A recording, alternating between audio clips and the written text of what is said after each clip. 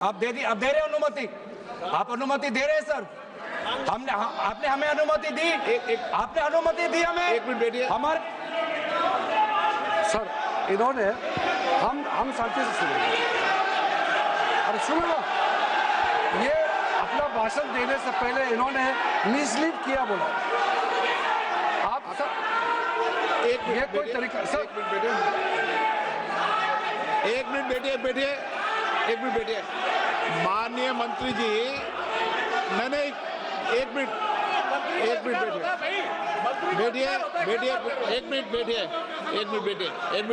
बैठिए। ठीक है, बैठिए। एक मिनट बैठिए। मैंने माननीय मंत्री जी को आपके भाषण के टोकने के लिए अलाउ नहीं किया है। वह आपने तो भाषण शुरू नहीं किया था।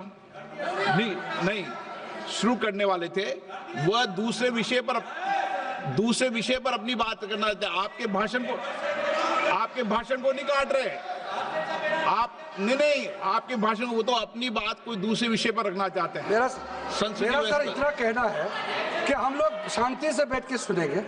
चर्चा का पूरा टाइम तय हो चुके हैं, हम लोग नोट करेंगे, सबका बात सुनेंगे। मेरा सिर्फ इतना ही अनुरोध है कि जैसे कि माननीय सदस्य कहेंगे कि मैंने मिसलीड किया, तो कौन सा पॉइंट मिसलीड किया वो बता दे। ऐसे आप आरोप ना लगाए, मेरा यही कहना है। आप तर्क बताइए कहाँ मिसलीड हुआ पॉइंट। अध्यक्ष महोदय, जो इन्होंने 2013 यूपीए गवर्नमेंट के संदर्भ में कहा, पूरा का पूरा मिसलीडिंग है, झूठ है। और हम डिमांड करते हैं कि वो ऑथेंटिकेट करें। इसीलिए बार बार इन्होंने आरोप लगाए, बार बार इन्होंने भ्रम फैलाया। आप इसीलिए हम भी अपनी बात रखेंगे, कृपया आप भी सुनने का धैर्य रखिए। अध्यक्ष महोदय, मेरा भी सौभाग्य है कि पिछले सदन में मैं अयोध्या राम मंदिर पर अपने पार्टी का मैंने अपना व्यू, अपने पक्ष रखा, और आज वक्फ संशोधन 2025 पर अपनी दल का और विपक्ष की तरफ से अपना पक्ष रखा। और अयोध्या राम मंदिर में भी और आज के वक्फ के संशोधन में भी मेरा एक ही मार्गदर्शक है, वो है भारत का संविधान। भारत का संविधान जो कहता है कि हमारा भारत में हर व्यक्ति को सामाजिक, आर्थिक और राजनीतिक न्याय, विचार, अभिव्यक्ति, विश्वास, धर्म और उपासना की स्वतंत्रता, और साथ साथ में यह कहता है कि व्यक्ति की गरिमा और राष्ट्र की अखंडता सुनिश्चित करने वाली बंधुता। ये बिल आज इस संविधान के इस जो मूल जो ढांचा है उस पर आक्रमण है। और इनकी जो पूरा जो भाषण था वो हमारे संविधान के इस मौलिक अधिकार पर, हमारे संघीय ढांचे पर एक आक्रमण था। आज इस सरकार का इस बिल के द्वारा 4 इनके मूल उद्देश्य। पहला मूल उद्देश्य है कि संविधान को कमजोर करना, टू डाइल्यूट द कॉन्स्टिट्यूशन। इनका दूसरा उद्देश्य है भ्रम फैलाना, to defame the minority communities of India. इनका तीसरा उद्देश्य है to divide the Indian society. हमेशा हमारे बीच में एक लिटिगेशन चलता रहे, मसला और बढ़ता जाए, ये उनका उद्देश्य है। और चौथा इनका उद्देश्य डाइल्यूट, डिफेम, डिवाइड, और चौथा इनका उद्देश्य है to disenfranchise the minority communities. आज माइनॉरिटी कम्युनिटीज के प्रति अपनी संवेदना जता रहे हैं। सर, कुछ हफ्ते पहले देश में विभिन्न जगहों में लोगों ने ईद की शुभकामनाएं एक दूसरे को दी।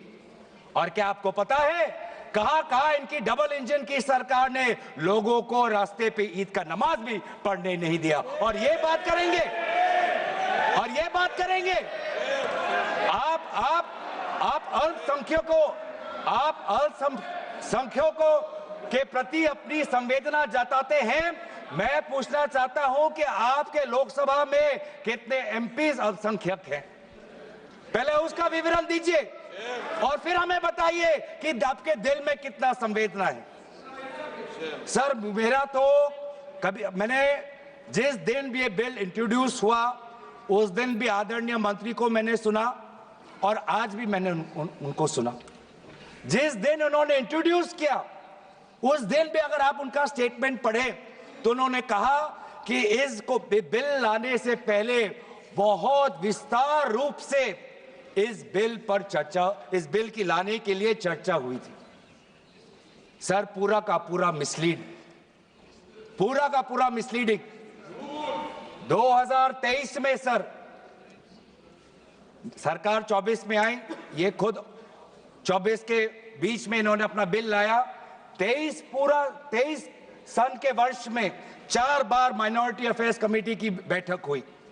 मुंबई में हुई 13 जुलाई, दिल्ली में हुई 21 जुलाई को, लखनऊ में हुआ 24 जुलाई को, दिल्ली में 2 बार हुआ 20 सितंबर और 7 नवंबर को।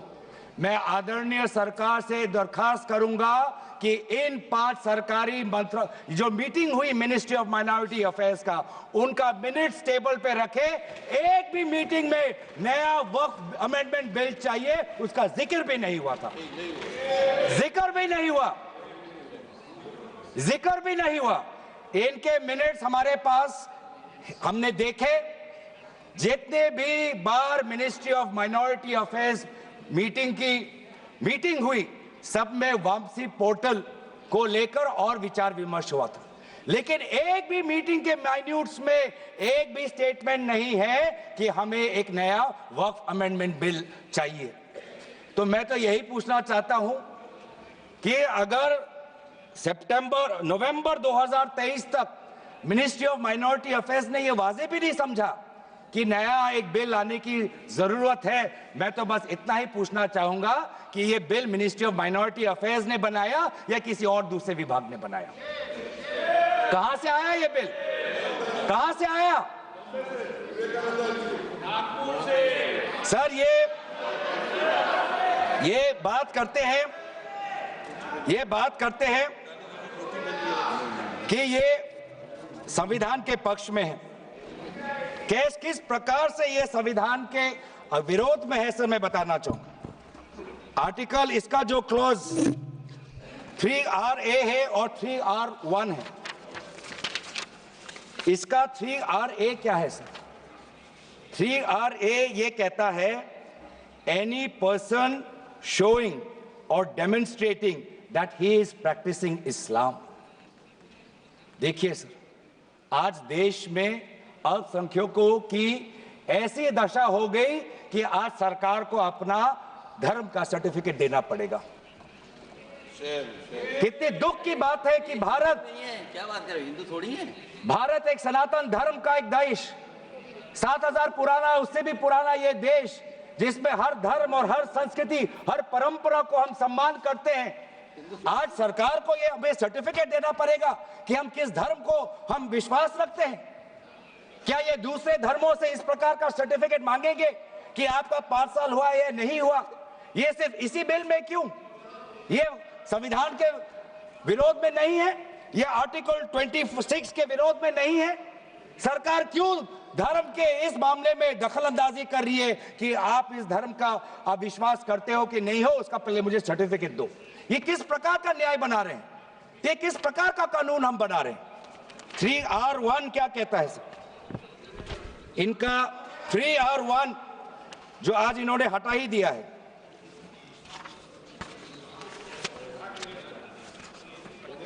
R1 कहता है a waqf by user, but such waqf shall not cease to be a waqf by reason only of the user having ceased, irrespective of the period of such session. ये इसके हटाने की क्या जरूरत थी सर? ये हमारा बार बार विभिन्न जजमेंट के द्वारा ये पूरा वक्फ बाय यूजर और इसके बारे में विभिन्न जजमेंट आए सर। दिस एक जजमेंट पढ़ना चाहूंगा। M. Siddiq, Ram Janmabhoomi, Muslim law does not require an express declaration of a waqf in every case.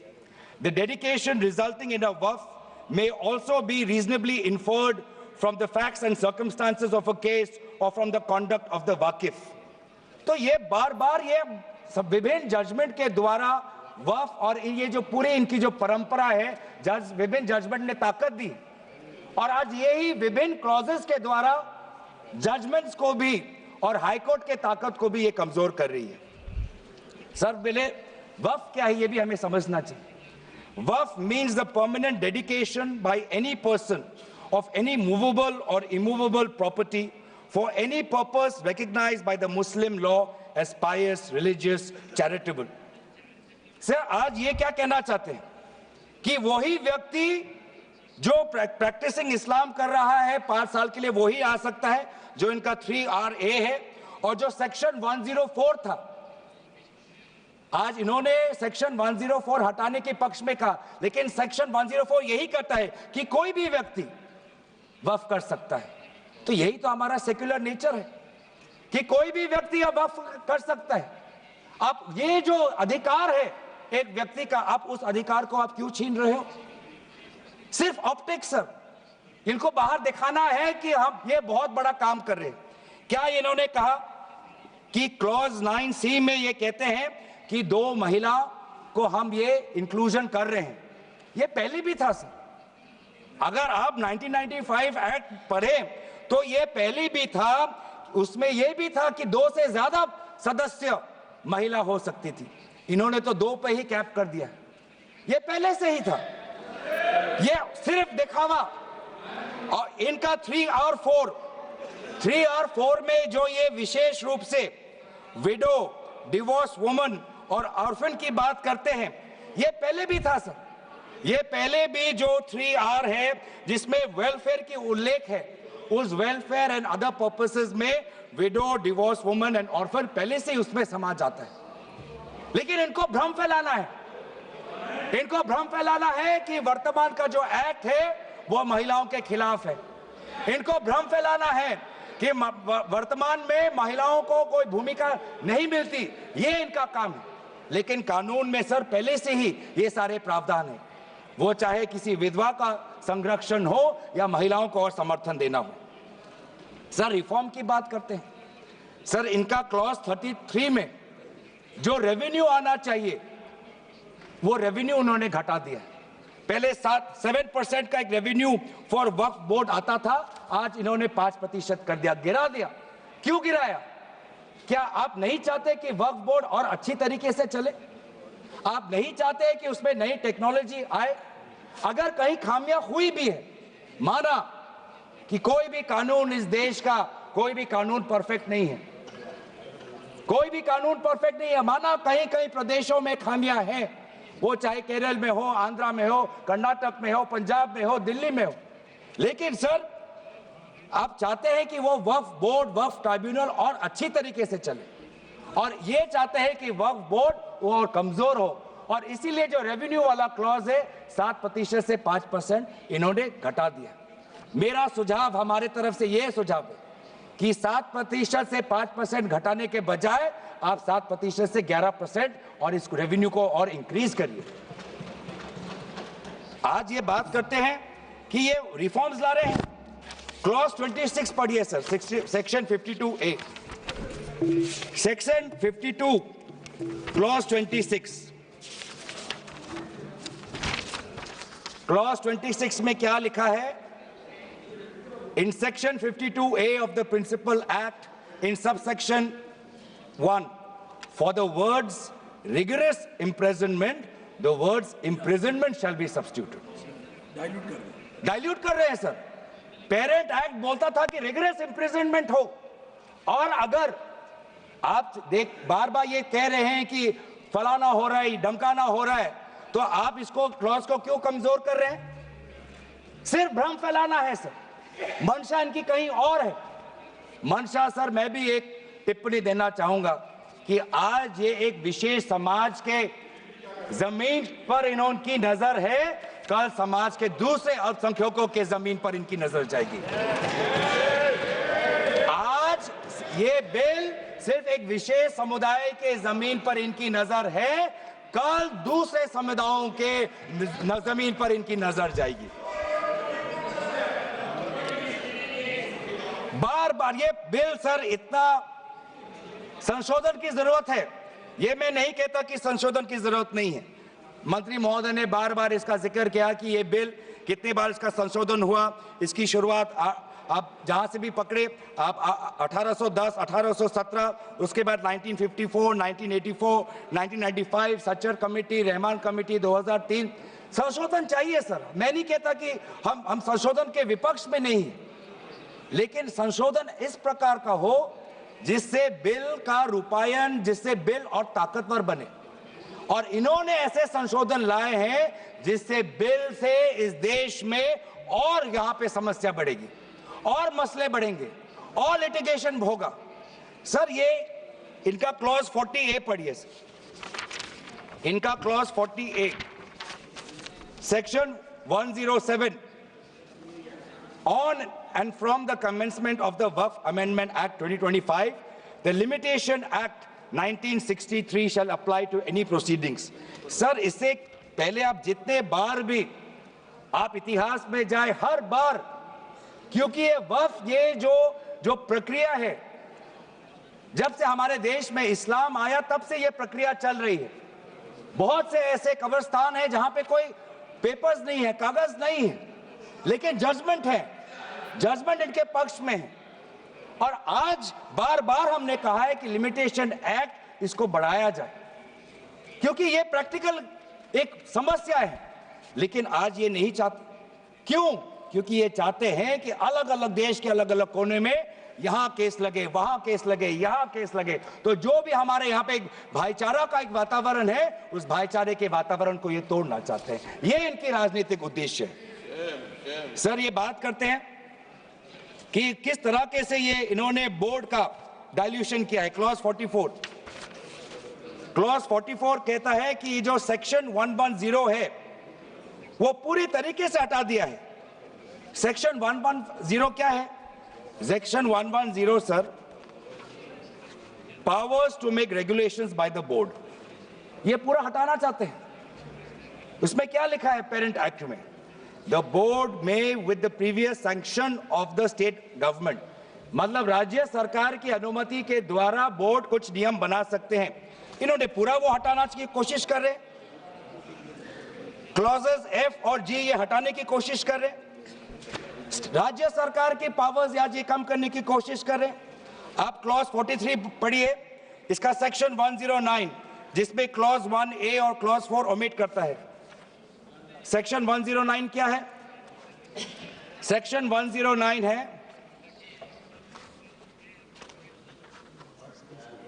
Power to make rules, the power of the state government to make rules. इसमें भी आप ये कटौती लाने की कोशिश कर रहे हैं। क्लॉज 1A, क्लॉज 1A क्या कहता है? Other particulars which the report of the survey commissioner में कंटेन अंडर क्लॉज F। इसमें स्टेट गवर्नमेंट सर्वे कमिश्नर के पक्ष में कुछ नियम बना सकता है, वो पावर आप हटा रहे हैं। Clause 4, the manner of election of members of the board by means of a single vote, आप ये हटा रहे हैं।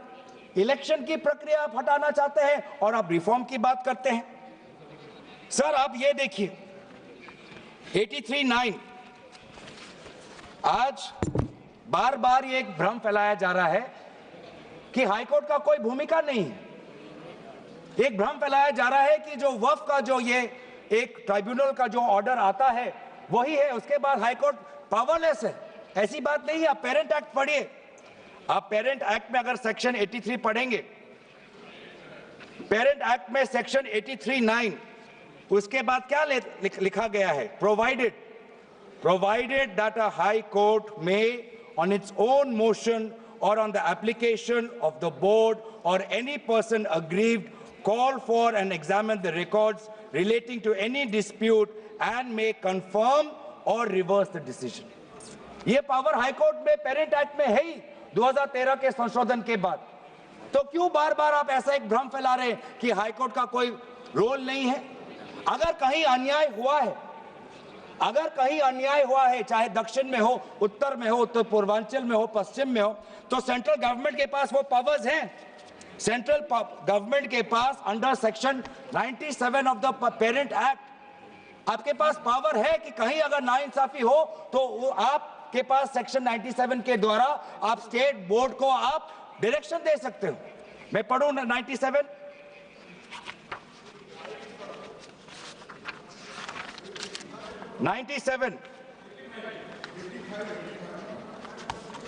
Directions 96 for the power of the central government to regulate secular activities of OCUF. Powers 97 directions by state government subject to any directions issued by the central government under section 96. The state government from time to time give to the board such general or specific directions as the state government thinks fit.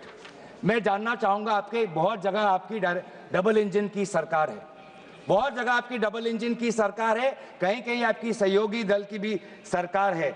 आपने पिछले 10 साल में कितने बार इस section 97 का आपने इसका इस्तेमाल किया? कहीं भी आप अगर नाइंसाफी हुआ तो कितने बार आपने सेक्शन 97 का आपने इस्तेमाल किया? उसका बोलिए, फिर जाके बोलिए कि ये जो पेरेंट एक्ट है ये कमजोर एक्ट है। पूरी ताकत दी हुई है, अगर कहीं गलती हुई है, कहीं सुधारना है, हमारी संवेदना है, वो चाहे केरला में मवम की बात हो, संवेदना है हमारी, पर आपके पास भी वो ताकत है। आपने कितने बार इस ताकत को आजमाया? सर आज आप देखिए कितनी दुख की बात है। सेक्शन 64 क्लॉज 29 64 ये एक्ट सर क्या लिखा है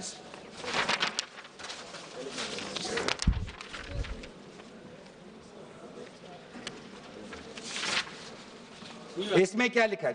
न्यू एक्ट में section clause number 29L, clause number 29L में लिखा है कि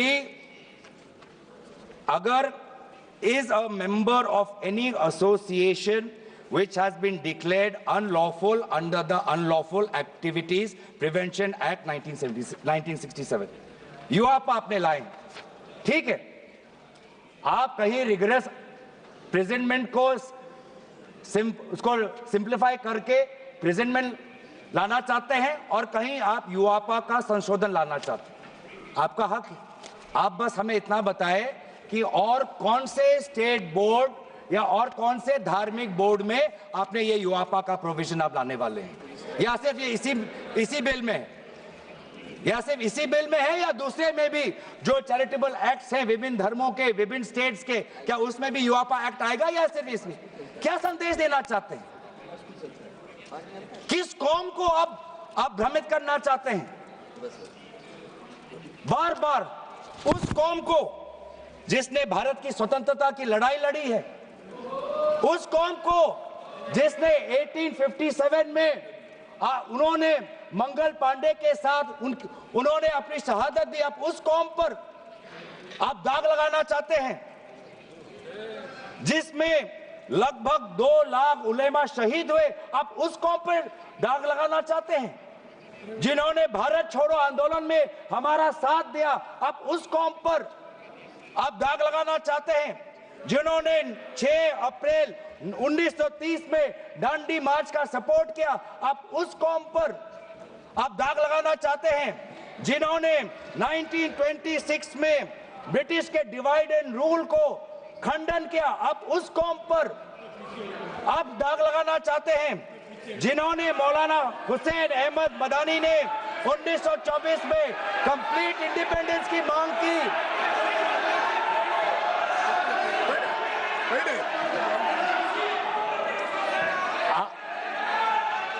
जब आप लोग भारत छोड़ो आंदोलन का समर्थन नहीं कर रहे थे, उस कौम ने भारत छोड़ो आंदोलन का समर्थन किया। जब आप लोग अंग्रेजों को मर्सी पिटीशन लिख रहे थे, वो माल्टा में 3 साल और इजिप्ट में उन्होंने शहादत दी।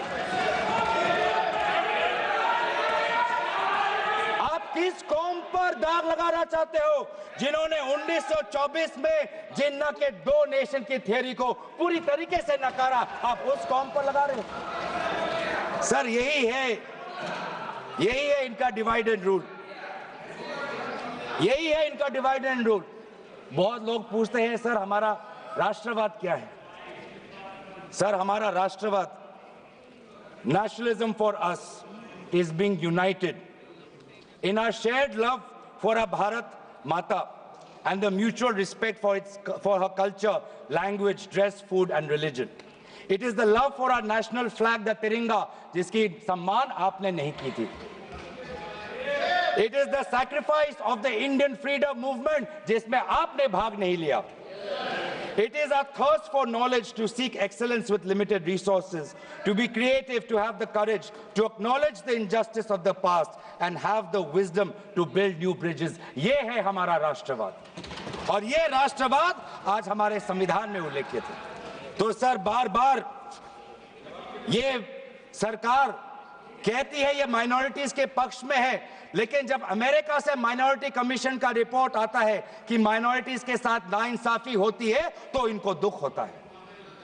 जब यूएस का रिलीजियस कमीशन का रिपोर्ट आता है तब इनको दुख होता है. सर, बार बार ये जो ऑप्टिक्स की बात कर रहे हैं, ये क्लॉज 42 सेक्शन 108A इन्होंने डिलीट कर दिया है. ये कहते हैं कि कैसे ओवरराइडिंग प्रिंसिपल कैसे आ सकता है. मंत्री महोदय को ओवरराइडिंग प्रिंसिपल से आपत्ति है. पहले सबके लिए सेक्शन 108 क्या है सर, पढ़ लेते हैं. आपके लिए भी है, हम तो जेपीसी में थे.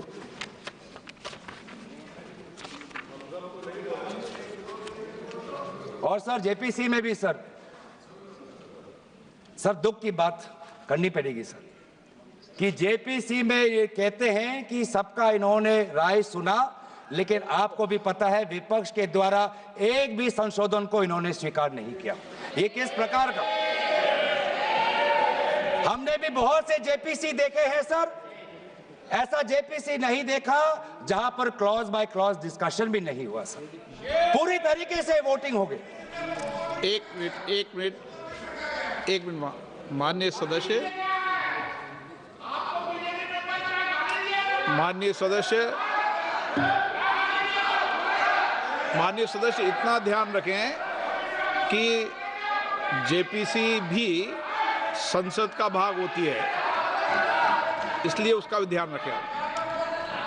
सर, इन्होंने जेपीसी की बात की. अगर इन्होंने ये नहीं करते कि जेपीसी में बहुत विस्तार रूप से चर्चा हुआ तो मैं भी नहीं करता.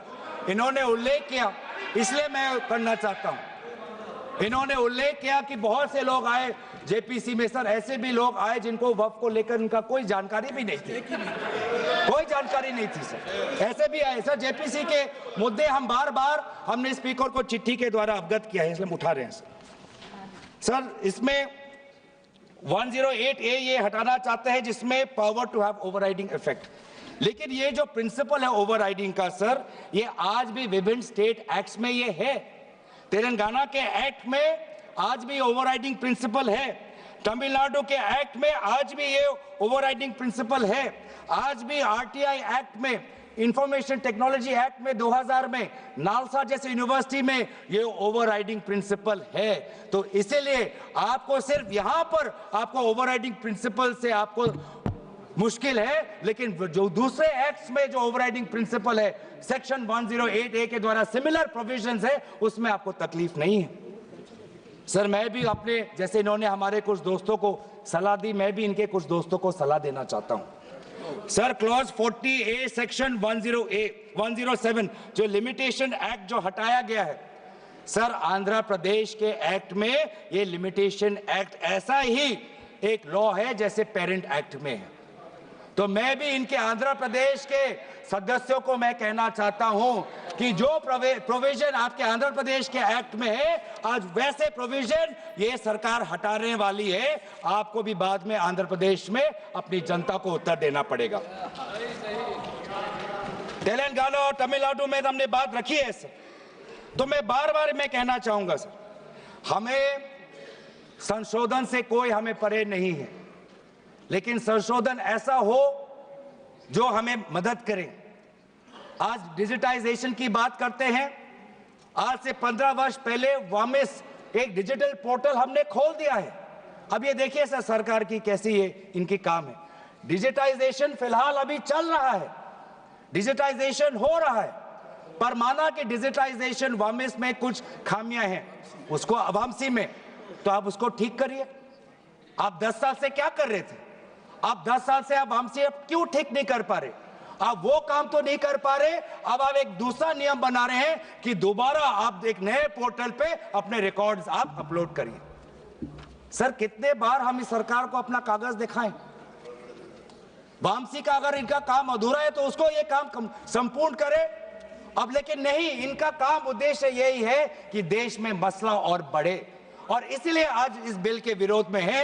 ये बिल हमारे देश की अखंडता, ये बिल हमारे संवैधानिक मूल्य, ये देश हमारे अल्पसंख्यकों की सम्मान, ये देश हमारे अमन, शांति और सदन और जेपीसी में जिस प्रकार से विचार होना चाहिए था उस सब के विरोध में है। और इसलिए आज पूरा इंडिया अलायंस आज इस बिल के विपक्ष में खड़ा हुआ है। और यही बात कहते हुए मैं अपनी वाणी को समाप्त देता हूं। धन्यवाद, शुक्रिया।